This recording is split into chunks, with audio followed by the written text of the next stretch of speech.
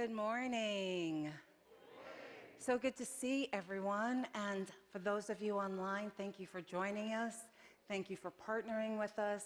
Thank you for being part of our spiritual family. I'm Reverend Sheree Taylor-Jones, and I'm the senior minister here. And we had a beautiful Christmas Eve celebration here. Thank you. That was just precious. It was just magical for me. So thank you. So I know that we've just finished Christmas celebrations. Now, for some of us, it was exciting and fun. For some of us, maybe not so much. And that's why we are continuing to be here to shift our awareness, to be in a place of love and light to everyone that we connect with. So what's going on? If you are here for the first time, we welcome you, and there's a little card in your pew. If you want to fill that out, you can put that in the basket as the ushers are coming around. And if you don't want to, guess what? That's okay too. If you're online, you can type the word connect in the comments box, and one of our ambassadors will reach out to you. I'd be really interested to hear where you are viewing from. Yeah, besides your couch, I mean, like, what city are you in? So if you would type that in, that would be really cool, and it lets me know, like, what's our reach? Unity Church of the Hills. So thank you for doing that. This is Bring a Friend to Church, to Unity Church of the Hills. We just think that we have a powerful message, and this is a powerful community, and we just want to spread that light. So we have an incentive of a raffle that for each person that you bring, you can fill out a raffle ticket, put it in the box, and then next on January 2nd, we're going to pull that out. And there's two choices of a grand prize. One is donated by Steve Meyer, is a flight around Austin. He's a wonderful pilot, used to be a commercial pilot. So that's one of the choices. The other is Reggie's partner, Danny, has offered to do a makeover. So if you're stuck in, I wanted to say 1980, and then I realized, wow, that's 40 years ago. That's a little scary. So maybe 2000, and you want to update that, you can do that as well. All right, we are going to have our burning bowl ceremony, and that is going to be on this Friday, December 31st, 6 p.m. So if you are wanting to release those things that no longer serve you, this is a wonderful ritual in Unity that we do to just release all those things that we used during this past year to maybe figure out and work through some COVID, some changes, some whatever. But then we realized, you know what? I don't need that tick anymore. I can release that tick. So if you have some ticks that you'd like to release, please join us on December 31st. And then on the Sunday following that is the White Stone Ceremony. And this is where we set our intentions for the year. And it's a beautiful, really sacred ritual in which we say what is ours to do. What is the aspect of the divine that we want to embody through the year? And so we'll be doing that next Sunday. All right, and I wanted to just let you know that January 1st, I'll be here 8 months. 8 months. Where did that go? Wow, that's like really fast. So when you're a new minister, as opposed to getting an annual review, you get two. You get like a 6-month marker, and then you get a 12-month marker. So we're a little delayed in the 6-month marker, so that's going to happen in January, and it's going to be what's called a 360 review.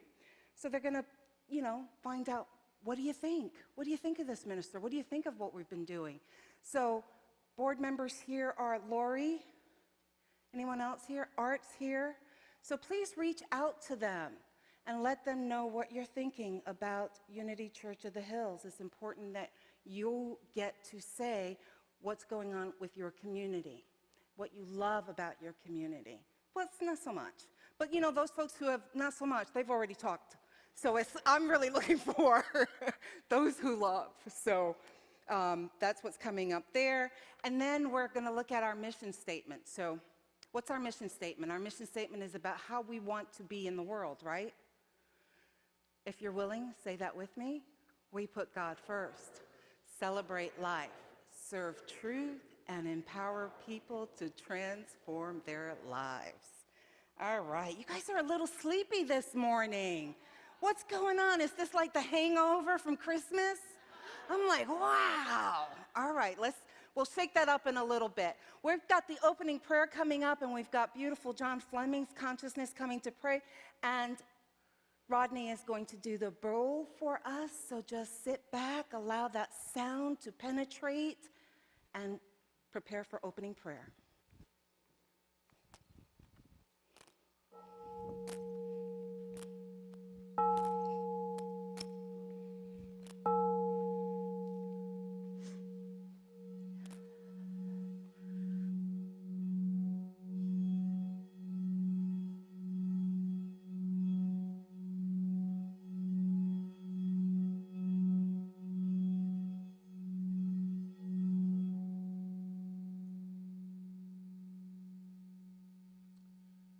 Good morning. In the song, I Want to Know What Love Is, there's a statement that's made that in my life, I've had heartache and pain. And I can speak to that. I know that in my life, I've experienced some heartache and some pain, even in the last few weeks. Pain that is so deep that I did not know what to do with it or what to do about it. But the one thing I do know is that it's my place to forgive, to let it go. I know that Reverend Sheree will be talking about Umoja, the Swahili word for unity. And we can in no way talk about unity without talking about love. And at the heart of that love is forgiveness. And I know, and I have been taught, and I have learned, and I have known from myself that when I choose to release and let something go, because I either don't want to feel that anymore because of its lower vibration, or I don't want to be cut off from my connection to God, that the best thing for me to do is to let it go, to forgive it, to release it in peace, and know that all is well and all will be well. For when I release that block, I allow my light to so shine before all of you, so that you see the God in me as I see the God in you, calling us out of darkness and into God's marvelous light. So as we pray, I invite you to close your outer eyes, and I invite you to take a deep cleansing breath, breathing in through the nose and breathing out through the mouth. And let's do that one more time, breathing in through the nose and breathing out through the mouth. And as you continue to breathe, you begin to travel the distance from your head down into your heart. No matter how long or how far it takes you to get there. That when you arrive into the innermost sanctum of your being, your heart space, you find a beautiful sanctuary. And in that sanctuary resides God, the essence of you. And as you commune with God, you allow whatever to come up. No matter how painful it may feel, no matter how sad you may feel, no matter how joyful you may feel, whatever it is, allow it to come up. And allow yourself to feel that. Feel it. Let it speak to you in ways that you will understand. Let it speak to you in ways that you will know what is yours to do about it or that person. And as you commune there, and as you lay it before God, we say, loving God, we are so grateful and so very thankful that you created us as humans, that you allow us to feel, because feeling is the process of letting it go. No matter how good or bad we may think it is, allowing ourselves to feel is our natural way of letting it go. And so, Father, I thank you for the power of forgiveness. I thank you that it releases your love through me, through you as us into the world, that we may be bright lights, that we may be that example of love, that we may be that Christ presence that we're all seeking. And as we release your love into the world, we realize true unity. Thank you, God, for the power of forgiveness. Thank you that I've been able to let go of something that's been very painful. Thank you that my heart is healed. Thank you that my light is shining in spite of what may have happened to me. Life is not happening to me, but life is happening for me, that I may know you more deeply in a very real and powerful way. Thank you, thank you, thank you. And so it is. And so we allow it to be. And so say we all. Amen.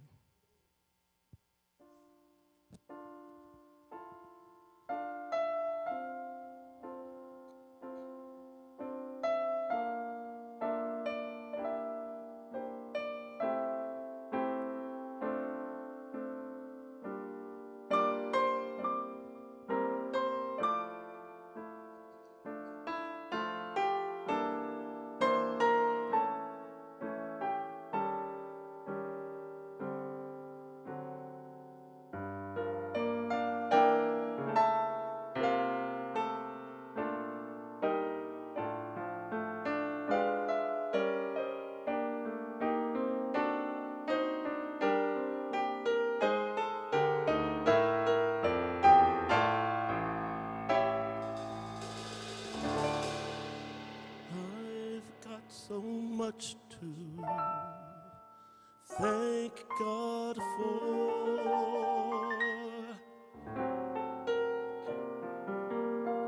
So many wonderful blessings and so many open doors. A brand new mercy along with each new day. That's why I praise you, and for this I give you praise.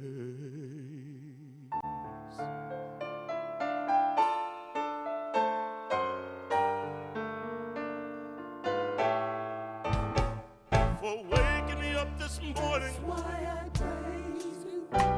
For sending me on my way. That's why I praise you. For letting me see the sunshine of a brand new day. I want to say thank you, Lord. That's why I praise you. For all you give to me each day. That's why I praise you. For this I give you praise. You're Jehovah Jireh. That's why I praise you. Oh, you've been my provider. That's why I praise you. Oh, so many times you've come and met my needs. So many times you rescued me. I want to thank you, Lord. That's why I praise you. For all you give to me each day. That's why I praise you. That's why I praise you. For this I give you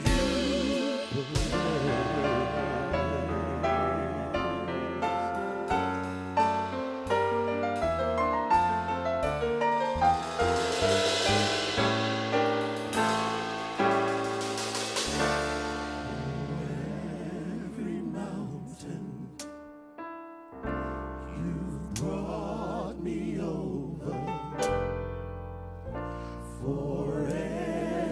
trial, you've seen me through. For every blessing, hallelujah, for this I give you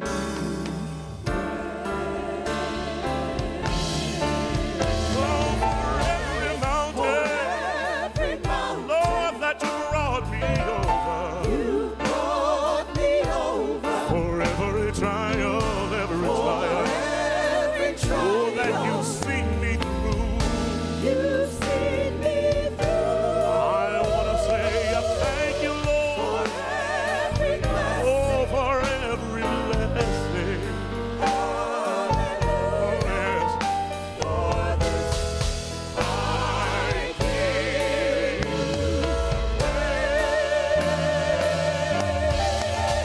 praise.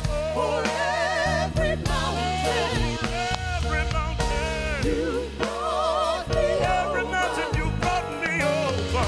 For every For each and every trial you've seen that you've seen me through. I want to say thank you, Lord. for every Oh, blessing, for every blessing.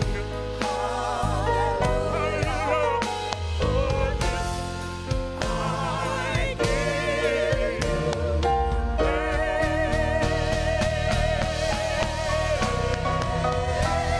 For every mountain, for every mountain. you brought me Oh, over. that you brought me over. For For every each and every trial that you've seen me through. I want to say thank you, Lord. every blessing, Oh, for every blessing. hallelujah, Hallelujah. Hallelujah. hallelujah. For this I give you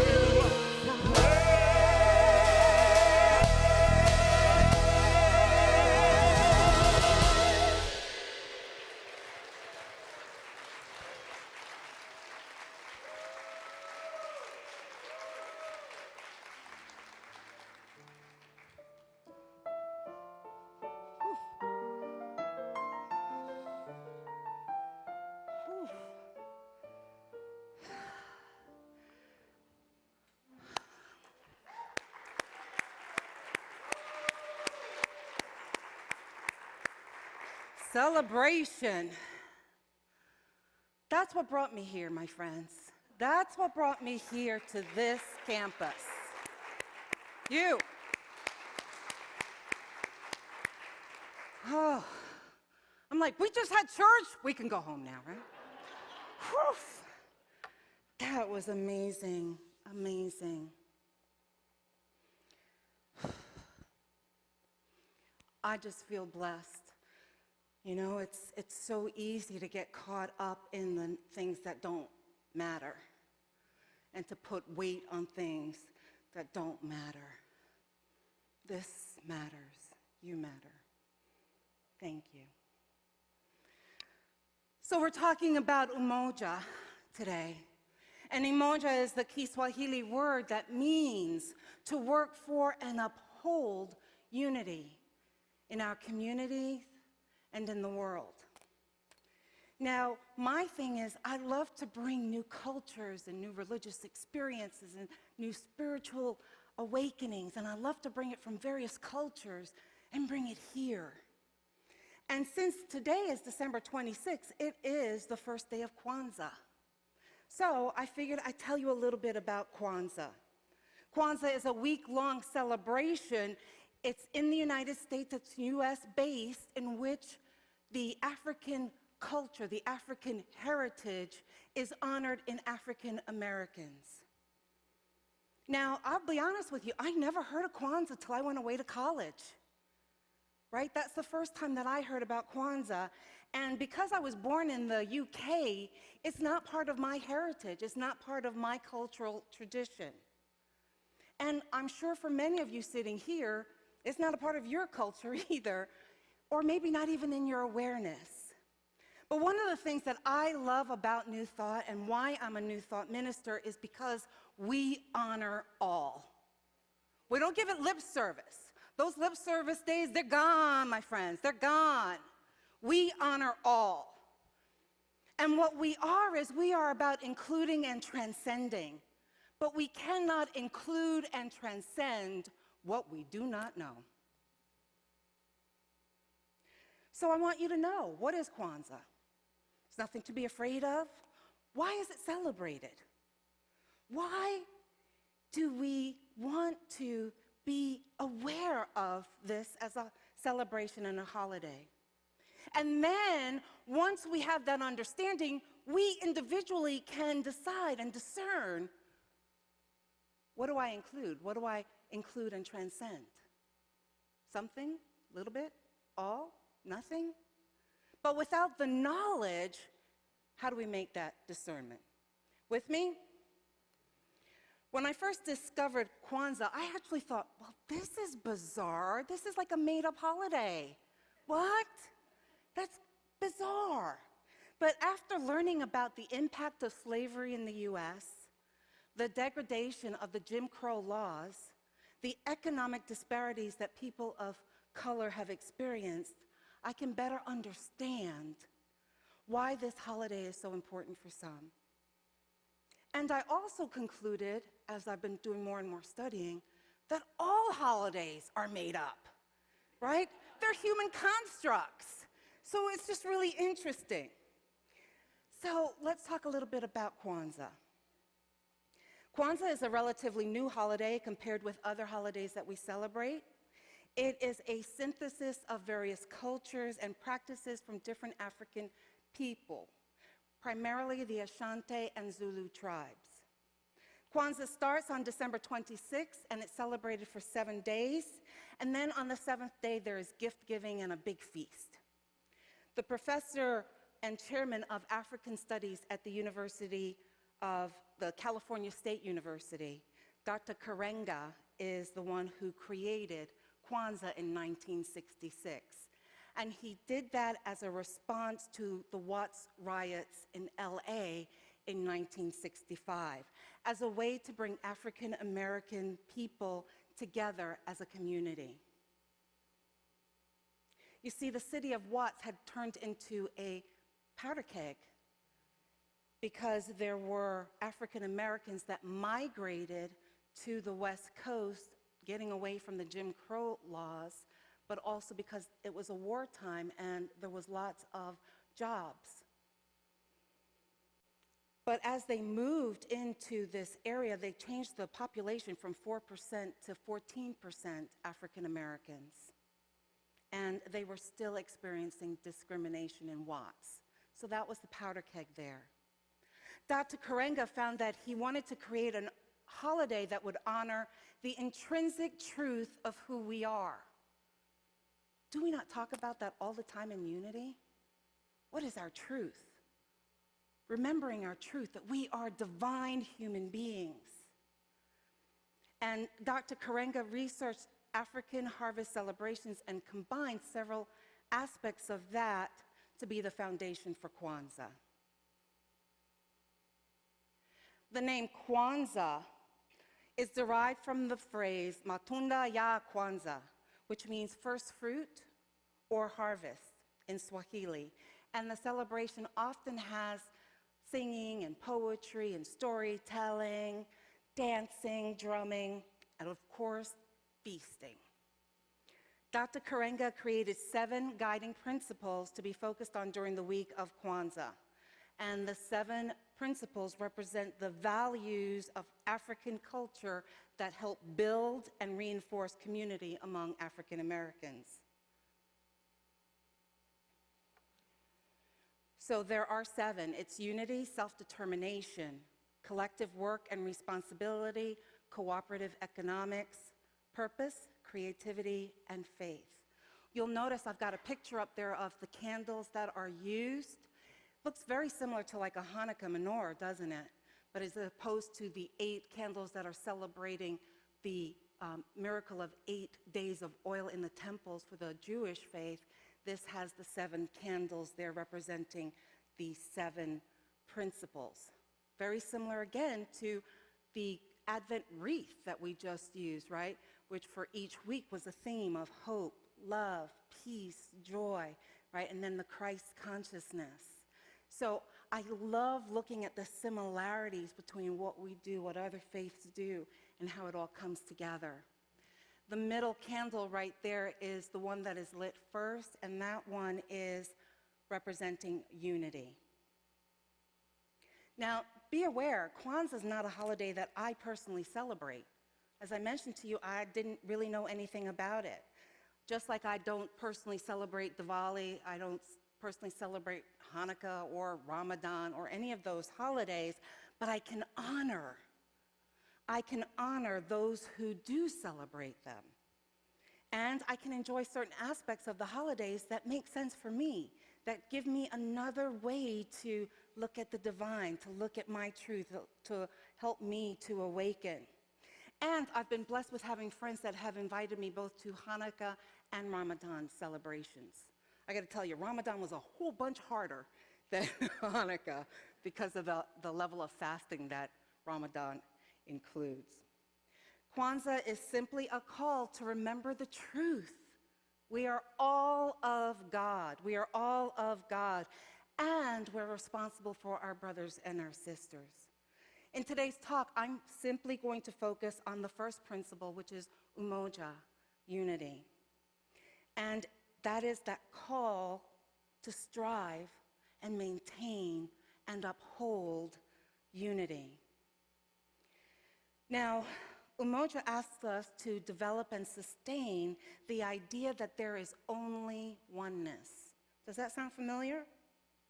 Oneness means that we are all of God. We are all aspects of the divine in skin. Sounds a little familiar. I think that's what? Unity's second principle, correct? Human beings have the spark of divinity within them, the Christ within them. Their very essence is of God, and therefore they are inherently good. And in her book, The 5 Principles by Ellen Davenport, she writes this: wherever we originated physically, we are first an idea in God mind. And if God is all there is, and everything is God, how could we be anything but divine? We're talking about the image of God, the Imago Dei. This is what we're talking about. And keeping our second principle in mind, then how can we disregard anyone else? How can we disregard anyone else? If anything, it's a call for the practical application of knowing that we must walk our talk. Andrea Leonard writes this about Umoja. Umoja urges us to practice a principled and peaceful togetherness, rooted in mutual respect, justice, care, and concern, security of person, equitable shared goods. And it calls us to stand in solidarity with the oppressed, suffering, and struggling peoples of the world in the cooperative achievement of these goods. You see, Leonard mirrors my understanding of living in unity and oneness with each other. Unity is not theoretical. Did you hear me? Unity is not theoretical. We cannot say to someone, there is only oneness, and then turn around and treat them less than. We cannot say, we love you to someone, and then ignore their pain and suffering. We cannot say, we are the Christ, and then ask them to persecute another person. That isn't living that second principle, my friends. That's not doing our own shadow work. We are living in a time in the world where we feel dissonance in our lives. At times, that level of uncomfortability makes us cranky and judgmental. That's right. In our stress, we may operate from the, we want what we want when we want it. And many times we don't care who has to be marginalized or inconvenienced for our well-being. We may not even realize that's what we're doing or that's what we're asking of others. So here are some questions for you to ponder. Do your needs have to be met at all times? And if not, someone has to be wrong? Are you longing for the good old days when you could say whatever you said and no one would take offense? Do you think your job is more important than others, especially if you have the degree that you hold? Does your personal mission supersede everyone else's? If you answered yes to any of these questions, well, first I'm going to welcome you to the human race. Yes, indeed. That means you're just like the rest of us. And second, it may be an indicator that you are out of alignment with that second principle. Here's something else to think about. When we are in the midst of change, our humanity wants to try to control people, places, and things. Because we think that if we control those, we will feel that we are in control. And when we are in the throes of change, we often feel fear. Fear of the unknown. Even if we are moving in a better direction, even if this is for our highest good, we still don't like that feeling of fear, that feeling of not knowing, that feeling of not being in control. Unaware beliefs drive our thoughts and our behaviors. But when we are feeling fear, oh my goodness, when we are feeling not in control, those unconscious biases seem to go into overdrive. Now, if you just heard that phrase, unconscious biases, and you felt your sphincter kind of squeezed together, let's talk about that for a moment. Because here's the thing, every one of us has unconscious biases. Every one of us. You're human. You've got them. Every one of us has it. I have them. Did you know that? Your minister has unconscious biases. Yes. And that term isn't to guilt trip you, it's not to guilt trip me. It's a term to bring your awareness to what is hidden. It's another form of shadow work. So in the previous example that I used where I said we cannot say we are the Christ and then ask for someone else's persecution, the conscious value is what? What do you think is the conscious value? The Christ, right? We're aware we want to be the Christ. That's the conscious value. The unconscious value is believing that someone is unworthy based on our social upbringing and that they need to be persecuted. That's the hidden. And that causes us dissonance.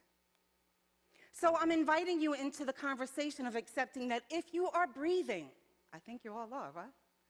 If you're breathing, then you have unconscious biases. It's simple. And it's not about right or wrong. It doesn't mean that you're bad. It makes you human. And then, if you want to claim that you are awoke or that you are awakened, then you need to start asking questions. And here's the first question that I start with. How does our unconscious bias negatively impact this relationship or worldview? So I'm going to give you a recent snippet from my life, because sometimes, you know, when we talk in these terms, we can't see them in real life application. So my life is full of them, so you're lucky. The other day, last week, Graham and I were shopping, and we were shopping at an upmarket store. I wanted to get some gourmet foods for Christmas. We were having my good friend, best friend over there, Karen Scapple, who I met in seminary. I like to call her Reverend Dr. Karen Scapple because she hates the Reverend Doctor.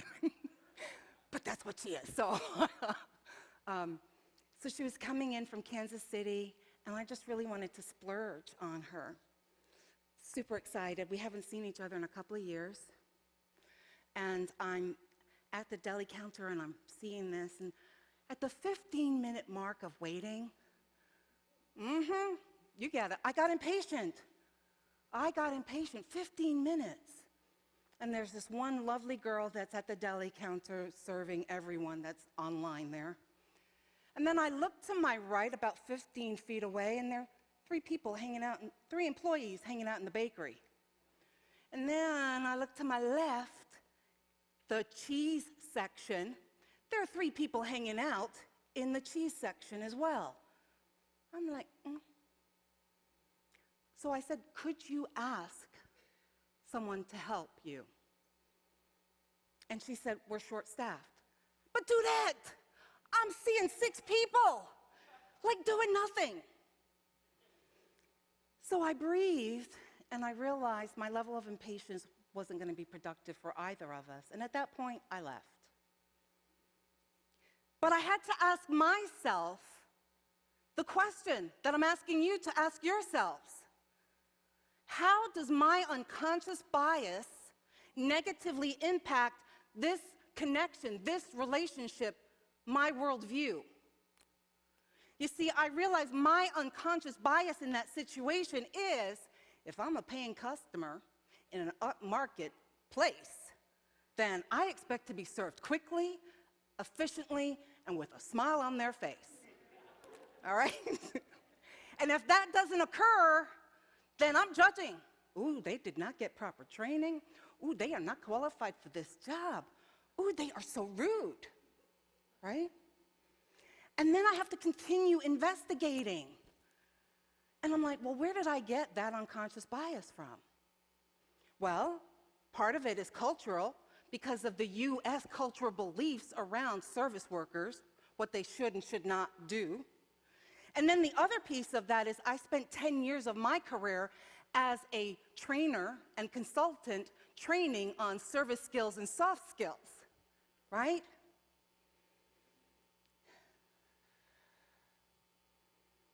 And then after that encounter, I had to ask myself, could I have handled that situation differently? Could I have done better?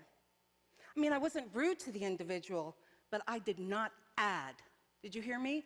I did not add to that connection. And then my answer came. If I was able to deconstruct my erroneous belief about what customer service should look like, then waiting beyond 15 minutes didn't mean it wasn't good service. Do you understand that? Okay. So in that moment, then I realized, well, then I could have been less impatient. And with this new level of awareness, I get to create anew.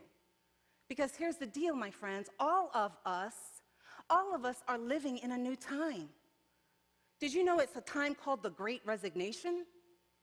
The Great Resignation means that it's an unprecedented time in our society where people are choosing to leave jobs that aren't fulfilling for them, leave jobs that aren't paying well, not take jobs because they should take a job if it doesn't align with the truth of who they are.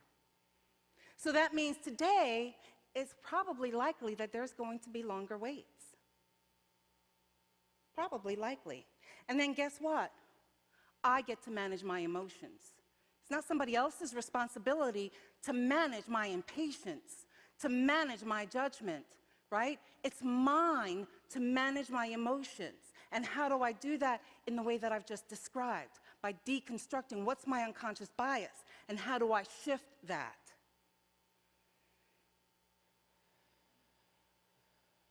So I get to be aware that if I choose to shop, I need to expect a longer wait time. And I can choose to be grateful that my body functions enough to be standing someplace for 15, 20 minutes. Amen? Yes. And I get a choice to be grateful for this person choosing to work in tough circumstances. And I get to be thankful for the service. That's a whole different situation, is it not? Yeah. So in this example that I gave you, I know it sounds really trivial, but you know what? Our lives are filled with little daily trivial things that we take on and make huge. Well, can you believe I had to wait, right? And then it's like just this ongoing snowball. But those are the moments that we deconstruct. Those are the moments that we transform and shift. Those are the moments that we have the opportunity to make this world a better place, not just for us, but for everyone that we touch. So as I sat in the car after shopping, I realized I was really uncomfortable with the interaction with that employee. Why? Because I was out of alignment. I was out of alignment with my truth because I want to be the light in the world to everyone I see, to everyone I touch. I was out of alignment. Get it? So the shift is on me. So doing this work on investigating our unconscious biases is an opportunity. It's an opportunity for us to look at our day-to-day. Are we really practicing our principles in our lives? Because having them in theory, my friends, worthless. Did you hear me? Theory, worthless. But really absorbing them, stepping out into the world as a unitic, and that's usually a good thing, a unitic allows us really to be that light, to be that loving presence, to be God in skin. So in this small example, I'm hoping that you get that we can shift to honoring oneness in our everyday life if we choose to practice the truth, if we choose it. So I wish you and yours a season of creating a new and also in truly being the light of the world. Namaste.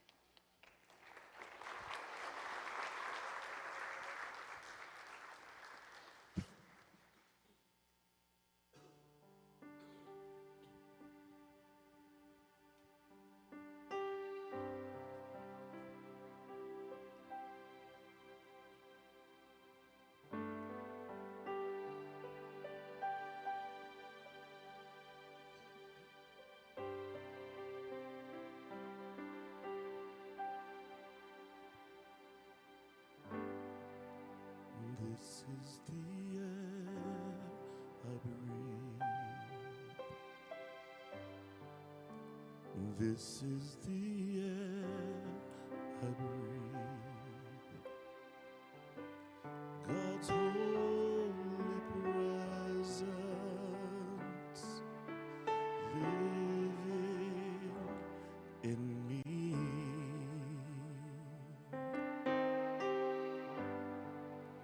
This is my daily bread.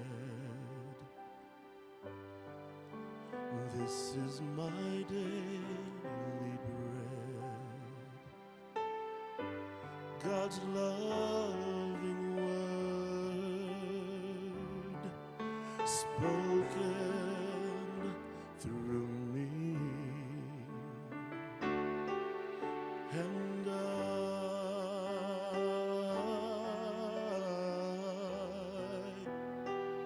I'm filled with God's love.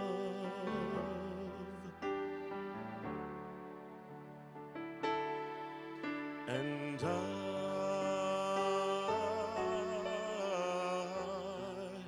I'm lost without love.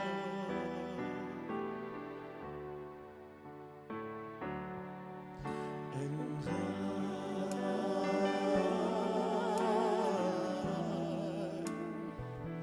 I'm filled with God's love.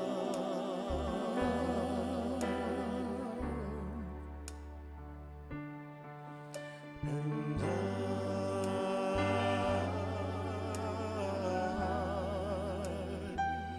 I'm lost without love.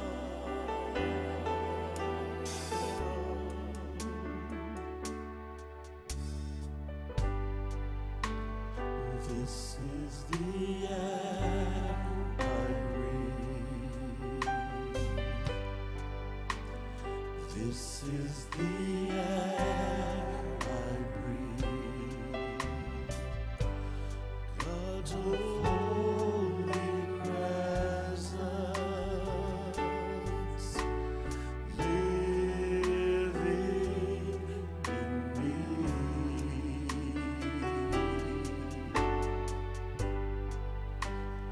This is my daily bread. This is my daily bread. God's loving word spoken through me.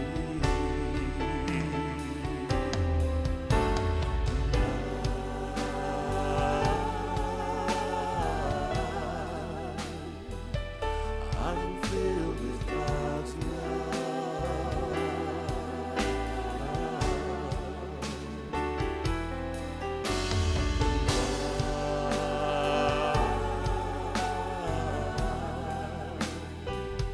I'm lost without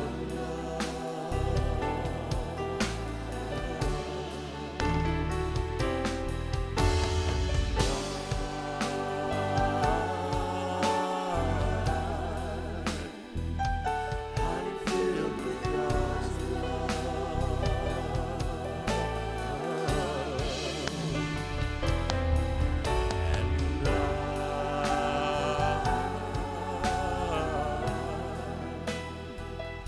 I'm lost without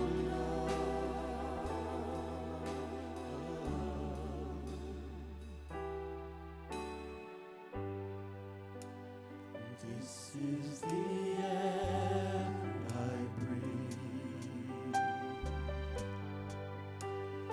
This is the air I breathe. God's holy presence living in me.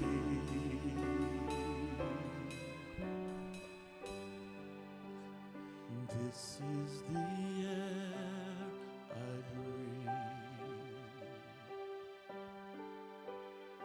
This is the air I breathe.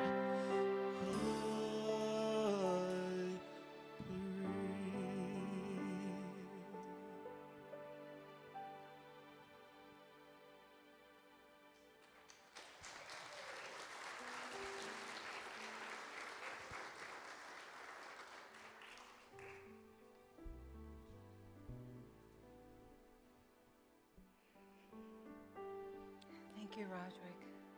It's beautiful. If you're willing, I invite you to take that nice deep breath in and exhale. Allow your spine to be erect.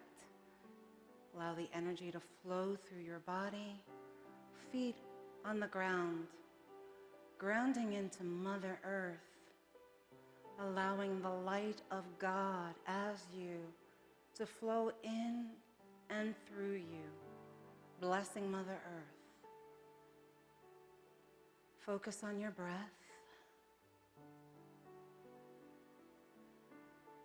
And that is God. Each breath that you take, God is the air that you breathe. Take a deep breath in, thinking that God is. Hold that, allow that to just permeate your body, and exhale. I am God in skin. Follow your breath. Allow the awareness that God is breathing you. God is the air that you breathe. You are the Christ in skin. And I invite you to remember this truth. in all you do, in all you think, in all you say. God in skin, the Christ. Each and every one of you is the light of the world. Be that.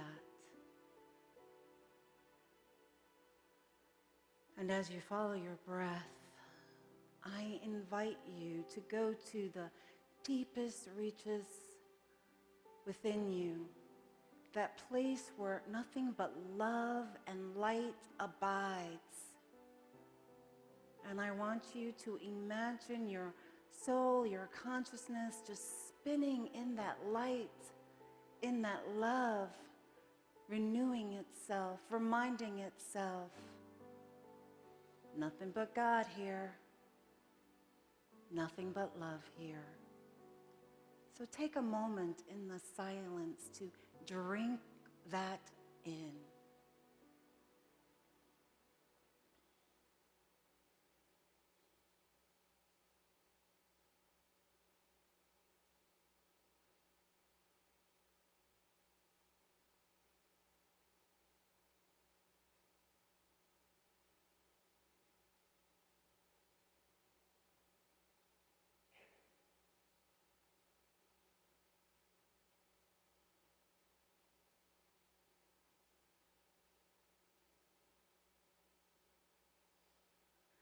And at the sound of my voice, take a nice deep breath in.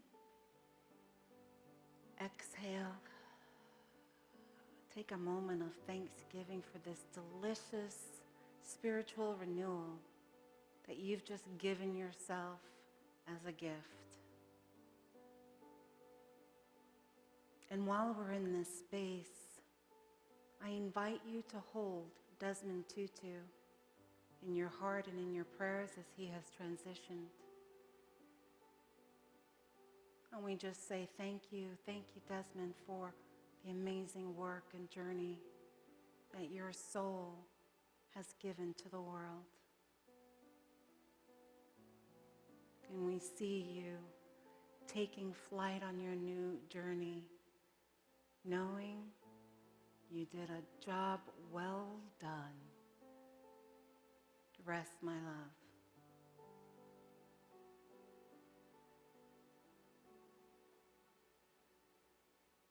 And in this moment,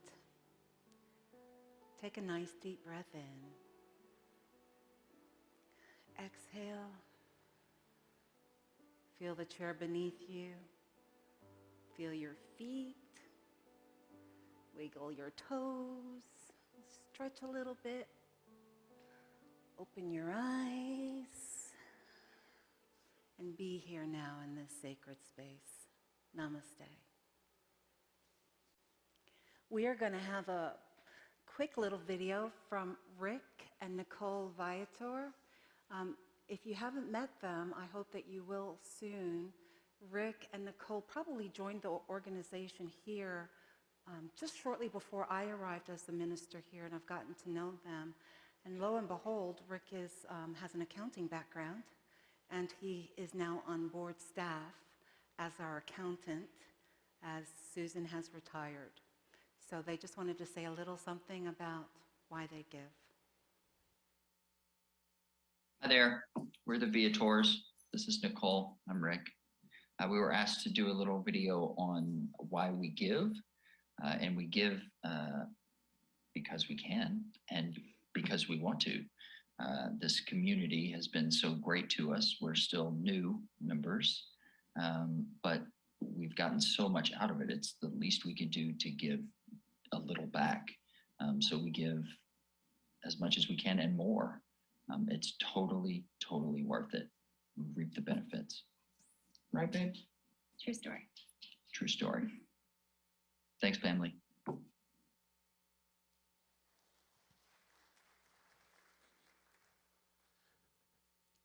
And as we enter this time of giving, I'd like to mention that even though we're in the middle of the holiday season, the season of giving is ongoing. And there's a song that reminds me of, well, there's a song that I'm reminded of. It's called You Can't Beat God's Giving. no matter how you try. The more you give, the more he gives to you. So in your giving, know that you are also getting back. And so this time, as we come to our offering, it's our season of giving to this community that has given so much back to each and every one of us. So there are multiple ways to give. You can give by texting, you can give online via the web or the UCOH app, or if you're still old school, you can mail a check. But since you all are here, it is our time to give, and in doing so, let us say our affirmation. Divine love, through me, blesses and multiplies all that I am, all that I have, all that I circulate, and I am grateful.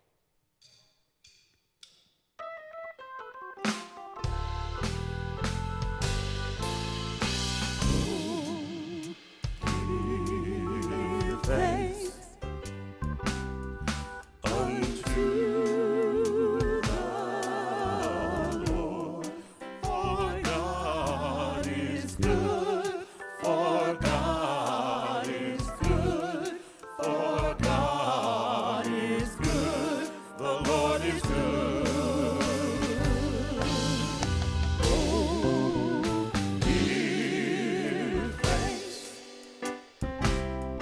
unto the Lord, for God is good, for God is good, for God is good, the Lord is good.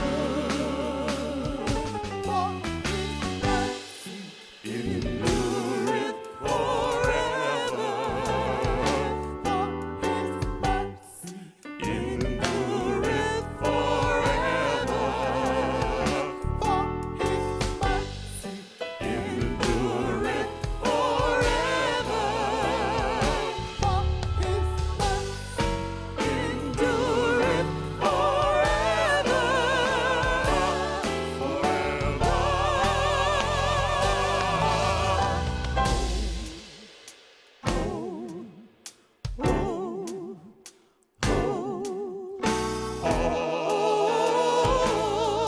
Oh, give thanks unto our God.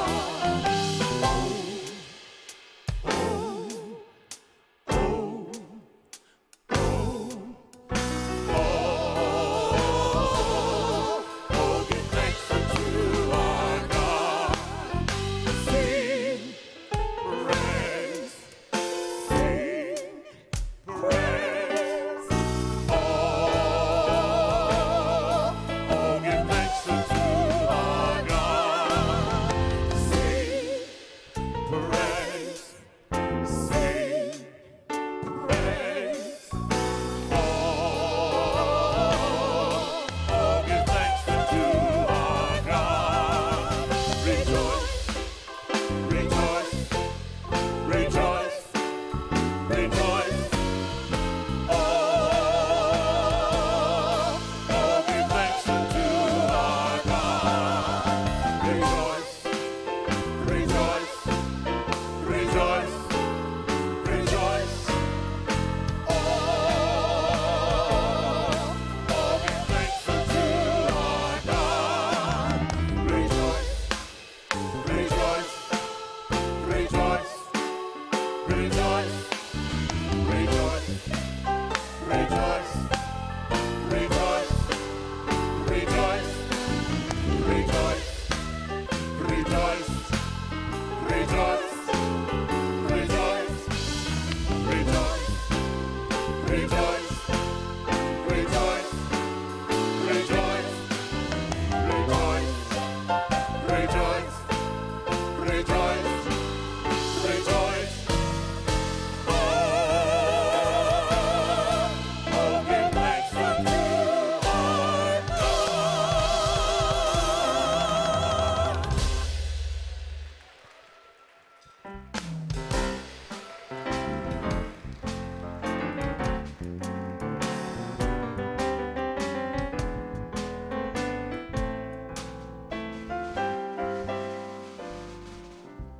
Thank you. Thank you, Celebration, the band. So appreciate you very much.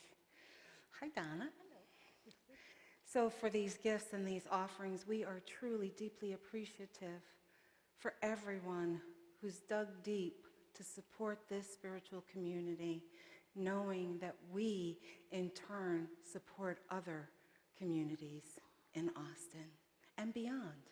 And so it is. Amen. Thank you. Just a big shout out to my guys and gals over there. I just love you guys. Thank you, thank you, thank you so much. All right, so we have prayer chaplains available. They will be over there in the chapel, a beautiful chapel. So if you have a feeling like you'd like to be held in the knowing of your truth and your power, feel free to talk to one of our prayer chaplains. The end of year giving campaign. We are in the midst of it, and it will be through January 9th. And there's some slides that I want to talk through, so I'm going to get my clicker.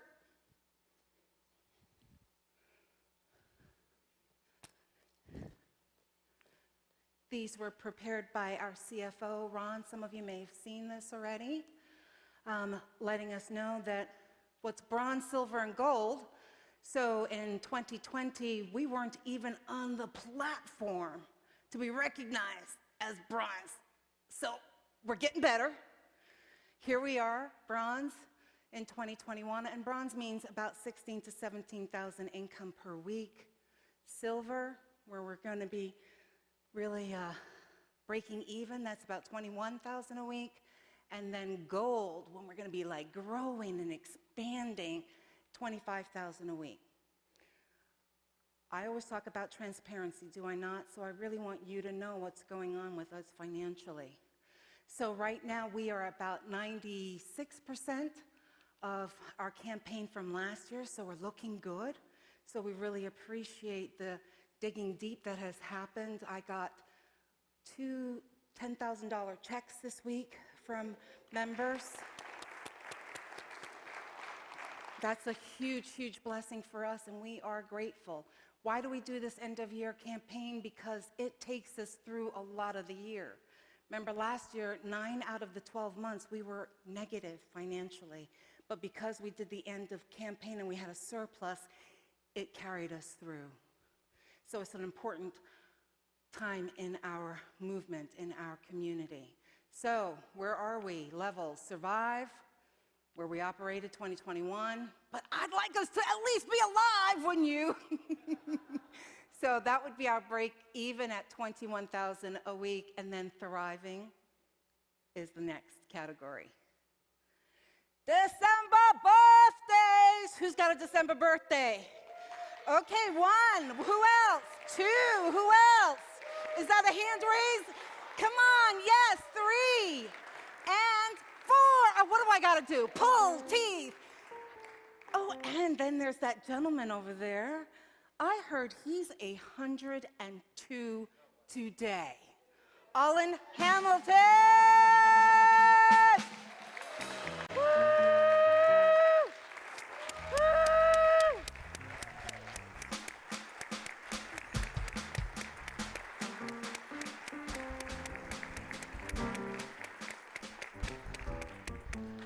I want to be you when I grow up. Yes, I do. Can we just sing a little happy birthday? Would that be all right with you? Happy birthday to you, December babies. Happy birthday to you. Happy birthday to you.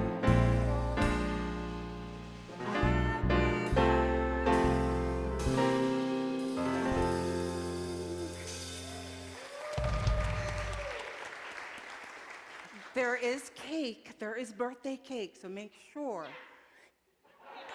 I know. And I'm begging you, please eat the birthday cake, because you know what will happen next week. The Rev will be eating the birthday cake. No, eat birthday cake. Take birthday cake home. All right, so next week we will be back. I'll be here, and we are going to be talking about what is your intention. Remember, I shared with you that next week we are doing the white stone ceremony, and that's where we set the intention. It really is such a beautiful ceremony. It's sacred. So if you haven't had an opportunity to do it before, come. If you have done it before, come again, because it's a new year, and we get to really, there's some power in writing it down. There's power in that. I can't tell you how much that resonates in the universe. So please come and do that. We'll be talking about that next week. All right, are you ready for the prayer for protection? All right, let's do that together. The light of God surrounds us. The love of God enfolds us. The power of God protects us. The presence of God watches over us. Wherever we are, God is, and all is well. Seeing you have a fabulous week ahead. Celebration's going to sing us out, and I'll see you next week.